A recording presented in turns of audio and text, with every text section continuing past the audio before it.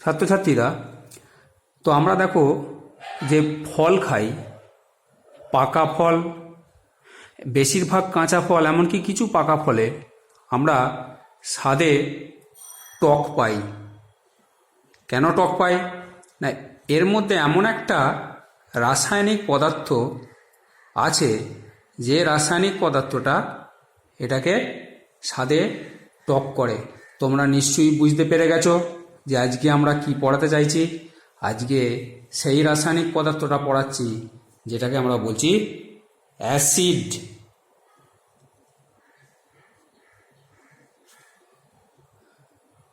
এই অ্যাসিডটাকে খুব সিম্পলিফিকেশান, খুব সহজে বর্ণনা করেছেন বিজ্ঞানী আরহেনিয়াস। আগে তো আমরা বলতাম যে সমস্ত অ্যাসিড যৌগ জলে দ্রাব্য, এছাড়া স্বাদে টক, ক্ষারের সঙ্গে বিক্রিয়া করে লবণ জল তৈরি করে, তাদেরকে আমরা অ্যাসিড বলছি। কিন্তু বিজ্ঞানী আরহেনিয়াস এই অ্যাসিডকে খুব সহজ থেকে সহজতর করেছে যে সমস্ত যৌগ জলীয় দ্রবণে শুধুমাত্র ক্যাটায়ন হিসাবে H+ আয়ন উৎপন্ন করে, তাদেরকে বলা হচ্ছে অ্যাসিড। কিন্তু যেমন ধরো, আমি একটা উদাহরণ দিই, যেমন ধরো এই যে হাইড্রোক্লোরিক অ্যাসিড, এইটা জলীয় দ্রবণে শুধুমাত্র ক্যাটায়ন হিসাবে H+ আয়ন দান করে। আর একটা অ্যানায়ন থাকে, অ্যানায়নটা কিন্তু ক্যাটায়ন হিসেবে শুধুমাত্র H+ আয়ন দেবে, তাদেরকে আমরা বলছি অ্যাসিড। এবার আমরা বিস্তৃত আলোচনায় যাব না, তবু সংক্ষিপ্ত একটা বলে যাই যে অ্যাসিডকে তার উৎস অনুসারে দুটো ভাগে ভাগ করা হয়। একটা হচ্ছে জৈব অ্যাসিড, আর একটা হলো অজৈব অ্যাসিড, উৎস অনুসারে। আবার অ্যাসিডকে তার ক্ষমতা, বিশেষ করে জলীয় দ্রবণে সে কতটা H+ আয়ন দান করতে পারে তার উপর ভিত্তি করে অ্যাসিডকে দুটো শ্রেণীতে ভাগ করা হয়। একটা তোমার হচ্ছে তীব্র অ্যাসিড, আর একটা হলো মৃদু অ্যাসিড। অর্থাৎ যারা যত বেশি H+ আয়ন দান করবে তারা তীব্র, আর যারা কম সংখ্যক H+ আয়ন দান করে তাদেরকে বলা হচ্ছে মৃদু অ্যাসিড। অ্যাসিডের আমরা আর একটা শ্রেণী বলতে পারি যে অ্যাসিড একটা অণু কতগুলো H+ আয়ন দান করতে পারে। একটা অণু, অ্যাসিডের একটা অণু H+ আয়ন দান করে কটা, তার ওপর আবার তাদেরকে একক্ষারিক, দ্বিক্ষারিক, ত্রিক্ষারিক ইত্যাদি অ্যাসিড বলা থাকে। যদি একটি H+ আয়ন দেয় তখন এটাকে একক্ষারিক অ্যাসিড বলা হবে। যদি দুটো H+ আয়ন দান করে দ্বিক্ষারিক, যদি তিনটে দান করে তাহলে ত্রিক্ষারিক অ্যাসিড বলা হবে। তো আমরা অ্যাসিডের ধর্ম হিসেবে আমরা বলছি ক্ষারের সঙ্গে বিক্রিয়া করে লবণ জল তৈরি করবে, আর এরা স্বাদে টক, আর একটা মূল ধর্ম বললাম জলীয় দ্রবণে H+ আয়ন দান করবে। তো আমাদের যে ভাগগুলো আছে অ্যাসিডের, তিনটে উদাহরণ হিসেবে আমাদের পাঠ্যে আছে। একটা হচ্ছে হাইড্রোক্লোরিক অ্যাসিড,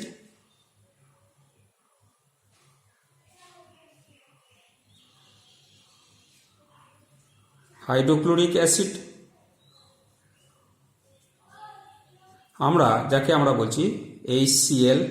তা শুধু HCl বললে কিন্তু হাইড্রোজেন ক্লোরাইড গ্যাস হতে পারে, HCl অ্যাসিড বলে তখন হাইড্রোক্লোরিক অ্যাসিড বলা হবে।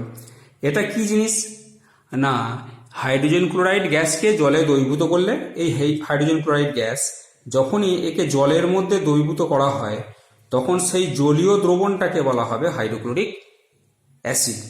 আচ্ছা, আর একটা জিনিস তোমরা মনে রাখবে, যখন যৌগটাকে জলে দেওয়া হয় যে কোনো অ্যাসিড, তো জলে কিন্তু প্রথম অবস্থায় ভেঙে গিয়ে H+ আয়ন তৈরি করে, পরে উৎপন্ন হওয়ার সঙ্গে সঙ্গেই এ কিন্তু থাকতে পারে না। জলীয় দ্রবণে যে H+ আয়ন হয়ে ঘুরে বেড়াচ্ছে তা কিন্তু নয়, এ জলের একটা অণুর সঙ্গে যুক্ত হয়ে গিয়ে যেটা তৈরি করে সেটা হলো হাইড্রোক্সিনিয়াম বা হাইড্রোনিয়াম আয়ন। এটাকে বলা হচ্ছে হাইড্রোনিয়াম আয়ন বা হাইড্রোক্সোনিয়াম আয়ন।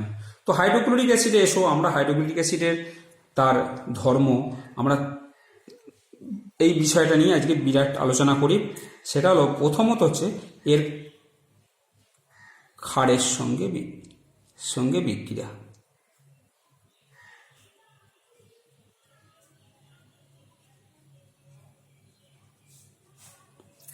অ্যাসিড ক্ষারের সঙ্গে বিক্রিয়া করে মূলত লবণ আর জল তৈরি করে। তো আমরা একটা উদাহরণটা নেই, দেখো এখানে HCl অ্যাসিডটা একটা ক্ষার নাও যে কোনো NaOH, NaOH-এর সঙ্গে বিক্রিয়া করলেই এ তৈরি করবে একটা লবণ তৈরি হবে আর জল তৈরি হবে। জলটা যে কোনো অ্যাসিডের যে কোনো ক্ষার বিক্রিয়া হয়, এর ক্ষেত্রে লবণটা হবে যেহেতু হাইড্রোক্লোরিক অ্যাসিড, তাহলে ক্লোরাইড লবণ তৈরি হবে NaCl, সোডিয়াম ক্লোরাইড আর জল তৈরি হলো। আচ্ছা, এবার আমরা বলবো যে কার্বনেট লবণের সঙ্গে বাইকার্বনেট বা কার্বনেট লবণের সঙ্গে বিক্রিয়া। কার্বনেট বা বাইকার্বনেট লবণের সঙ্গে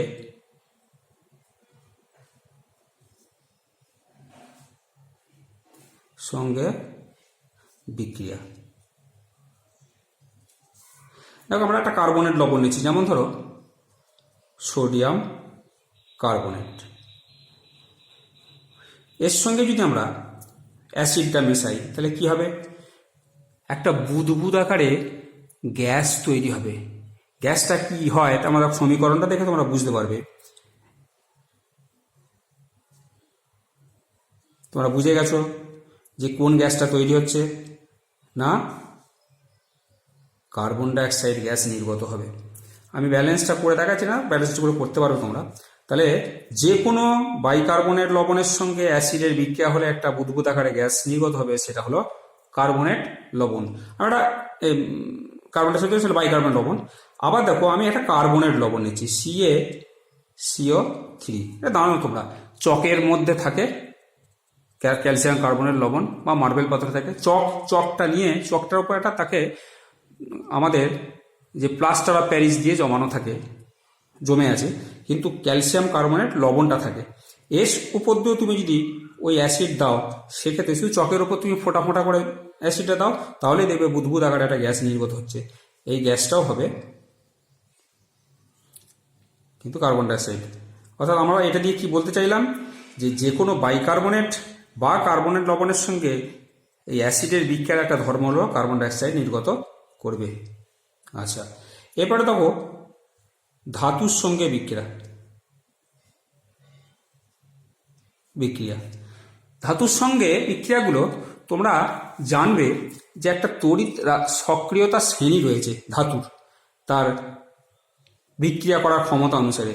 যে একদম দেখবে ওপরে আছে পটাশিয়াম, তারপরে ক্যালসিয়াম, তারপরে দেখবে সোডিয়াম, ম্যাগনেসিয়াম, এইভাবে পরপর ধাতুগুলো রয়েছে।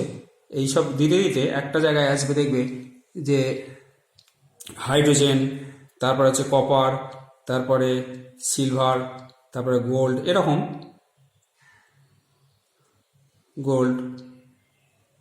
আচ্ছা এই তড়িৎ সক্রিয়তা শ্রেণী, এই যে সমস্ত ধাতুগুলো হাইড্রোজেনের নিচে আছে, দেখো হাইড্রোজেনের নিচে যারা আছে সেই সমস্ত ধাতুগুলো কিন্তু অ্যাসিডের সঙ্গে বিক্রিয়া করে হাইড্রোজেন প্রতিস্থাপিত করতে পারে না। এই হাইড্রোজেনের উপরে যারা আছে সেই সমস্ত ধাতুগুলো অ্যাসিডের সঙ্গে বিক্রিয়া করে হাইড্রোজেনকে প্রতিস্থাপিত করতে পারে। যেমন তুমি ধরো আমরা একটা উদাহরণ নিই, যেমন জিঙ্ক, এখানে উপরেই আছে, হাইড্রোজেনের উপরেই জিঙ্ক ধাতু আছে। জিঙ্ককে যদি আমরা এই হাইড্রোক্লোরিক অ্যাসিডের সঙ্গে বিক্রিয়া করাই, তাহলে এক্ষেত্রে দেখো হাইড্রোজেন নির্গত করবে আর একটা লবণ তৈরি হবে। এটা মনে রাখবে তোমাদের যে কোনো অ্যাসিড পড়াবার সময়, যে হাইড্রোক্লোরিক হলে ক্লোরাইড লবণ হবে, সালফিউরিক অ্যাসিড হলে সালফেট লবণ, আর নাইট্রিক অ্যাসিড হলে নাইট্রেট লবণ তৈরি হবে। তাহলে এখানে দেখো ক্লোরাইড লবণ হলো আর হাইড্রোজেন গ্যাস নির্গত হলো। অর্থাৎ তড়িৎ রাসায়নিক শ্রেণীতে হাইড্রোজেনের উপরে অবস্থিত ধাতুগুলো সবসময় অ্যাসিড থেকে হাইড্রোজেনকে প্রতিস্থাপিত করতে পারে। আর আমরা আরেকটা ধর্ম এই অ্যাসিড সম্বন্ধে আমরা আরেকটা বলবো, সেটা হলো এই অ্যাসিডের শনাক্তকরণ। আমরা মূলত কটা বিক্রিয়া বললাম, দেখো একটা বাইকার্বনেট লবণ, একটা কার্বনেট লবণ, একটা ধাতুর সঙ্গে বিক্রিয়া আমরা দেখালাম, আর অ্যাসিড ক্ষার বিক্রিয়া দেখালাম। এইবার আমরা শনাক্তকরণটা একটু করবো, অর্থাৎ অ্যাসিডকে চিনব কি করে, অ্যাসিডের শনাক্তকরণ কিভাবে, অ্যাসিডকে এই হাইড্রোক্লোরিক অ্যাসিডকে আমরা চিনব। তো আমরা দেখো একটা এরকম যদি একটা পরীক্ষার টেস্ট টিউব নিলাম, অর্থাৎ পরীক্ষার নল নিলাম, পরীক্ষা নলের মধ্যে একটু ওই নমুনা অ্যাসিড একটা নিয়ে নিলাম, একটু নমুনা অ্যাসিড অল্প নিলাম, নিয়ে এর মধ্যে আর একটু জল, পাতিত জল নিয়ে এটাকে আরও পাতিত করে দিলাম, লঘু করে দিলাম, দিয়ে এটাকে আমরা হ্যান্ডেল টেস্ট টিউব হোল্ডার সাহায্যে ধরলাম, দিয়ে এর মধ্যে একটু সিলভার নাইট্রেট 1 ফোঁটা দিয়ে দেওয়া হলো, সিলভার নাইট্রেট দ্রবণ 1 ফোঁটা দিয়ে দেওয়া হলো। দেখা যাবে ফেলার সাথে সাথেই যদি থকথকে সাদা আঠালো অধক্ষেপ তৈরি করবে, সাদা রঙের থকথকে আঠালো অধক্ষেপ তৈরি করে, তখনই বুঝতে পারবে যে এইটা হাইড্রোক্লোরিক অ্যাসিড। আরও সহজে ভালো বুঝতে পারবে যদি আমি এর মধ্যে একটু অ্যামোনিয়াম হাইড্রক্সাইড দিই, তাহলে কিন্তু এইটা আবার দ্রবীভূত হয়ে যায়। তাহলে কি হয় না, দেখো এই যে সিলভার নাইট্রেট এই HCl এর সঙ্গে বিক্রিয়া করে AgCl এর অধক্ষেপ পড়ে সাদা, আর AgCl আর HNO3 এইটা থকথকে সাদা আঠালো অধক্ষেপ তৈরি করছে, যা অতিরিক্ত অ্যামোনিয়াম হাইড্রক্সাইডে কিন্তু আবার দ্রাব্য হয়ে যায়। এইখানটা থেকে আমরা চিনতে পারবো যে এটা হাইড্রোক্লোরিক অ্যাসিড। আর একটা সহজ পদ্ধতি আছে, তুমি পাত্রেতে অ্যাসিডটা আছে, এই অ্যাসিডের মধ্যে একটা কাঁচদণ্ডকে তুমি সিক্ত ভিজিয়ে নিয়ে যদি ওই অ্যামোনিয়াম হাইড্রক্সাইডের মধ্যে ভিজিয়ে নিয়ে একটা কাঁচদণ্ডকে যদি এর মুখে ধরো, তাহলে দেখবে কাঁচদণ্ডটা যেই এর মুখে ডোবাবো বা ধরবো তখন সাদা ধোঁয়া এখান থেকে উঠছে। অর্থাৎ অ্যামোনিয়া সিক্ত কাঁচদণ্ডকে এই অ্যাসিডের ডোবাতেও হবে না, উপর থেকে ধরলেই ওর মুখ থেকে দেখবে সাদা ধোঁয়া তৈরি হচ্ছে। সেই ধোঁয়া দেখেও আমরা বুঝতে পারবো যে এই অ্যাসিডটা হলো হাইড্রোক্লোরিক অ্যাসিড। এখানেও একটা বিক্রিয়া হয়, অ্যামোনিয়ার সঙ্গে ওই HCl এর বিক্রিয়া, গ্যাসের বিক্রিয়া NH4Cl এই সাদা ধোঁয়াটা তৈরি করে। এখান থেকেও আমরা হাইড্রোক্লোরিক অ্যাসিডকে শনাক্ত করতে পারি। তো আমরা অ্যাসিডটাই আজকে আলোচনার মূল বিন্দু হিসেবে ধরে প্রথমে আমরা হাইড্রোক্লোরিক অ্যাসিডের বললাম, এর ব্যবহারটা আমরা একবারে একটা অ্যাসিড ধরবো এবং তার শেষ করব ব্যবহার দিয়ে। তো এই হাইড্রোক্লোরিক অ্যাসিডের ব্যবহার যদি বলি, আমরা সমস্ত ট্যানারি শিল্প, যেখানেই যত চর্মশিল্প আছে সেখানে কিন্তু এই হাইড্রোক্লোরিক অ্যাসিড ব্যবহার করা হয়, 1 নম্বর। 2 নম্বর হচ্ছে এই অ্যাসিডটা ক্লোরাইড লবণ তৈরি করতে, ক্লোরাইড আমরা এই পরীক্ষায় দেখলে এই যে জিঙ্ক ক্লোরাইড তৈরি হলো, দেখো এইখানে তৈরি হয়েছে ক্যালসিয়াম ক্লোরাইড। তো যে কোনো ক্লোরাইড লবণ তৈরি করতে গেলেই আমরা HClকে ব্যবহার করি। পরীক্ষাগারে একটা বিকারক হিসেবে ব্যবহার করা হয় 3 নম্বর। 4 নম্বর আমরা বলতে পারি যে দেখো সোনা, এটা কোনো অ্যাসিডের মধ্যে বিক্রিয়া করে না, একে অম্লরাজ বা অ্যাকোয়ারিজিয়া তৈরি করতে এই হাইড্রোক্লোরিক অ্যাসিড ব্যবহার করা হয়। অর্থাৎ এই 3 আয়তন গাঢ় হাইড্রোক্লোরিক অ্যাসিড আর 1 আয়তন গাঢ় নাইট্রিক অ্যাসিড এই মিশিয়ে যে অম্লরাজ তৈরি হলো, এই অম্লরাজের মধ্যে কিন্তু সোনা দ্রবীভূত করতে ব্যবহার করা হয়। তো এইগুলো হচ্ছে হাইড্রোক্লোরিক অ্যাসিডের প্রধান ব্যবহার। তো আমরা এই ছোট ছোট করেই পড়াবো, কারণ বড় করলে আমরা পোস্ট করতে আমাদের খুব অসুবিধা হয়। তো এর উপরে আমি প্রশ্ন তোমাদের পাঠিয়ে দেবো।